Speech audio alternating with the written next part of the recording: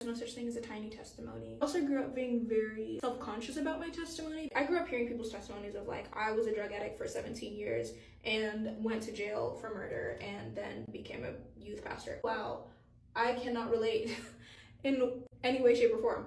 And that's okay. I was like, God, I don't have that story, so I feel like it's insignificant. Oh, that looks like a lot. Ooh, Lord have mercy. You don't have to have this crazy huge testimony in order for the Lord to be glorified. The story that God gives you, the life that you grew up living, is intentional, and there's a reason and a purpose behind it. And the suffering that you endure has a purpose too. So God will use you in the context that you grew up in, and your story and your parents and how your upbringing was to form your testimony. And there's no such thing as one who has a greater testimony or not. But one thing I learned is that the same hell that we were all destined for that person who was a drug addict, or that person who was in jail for how many different years, or whatever that is, because of my sinful nature, I deserve that same wrath.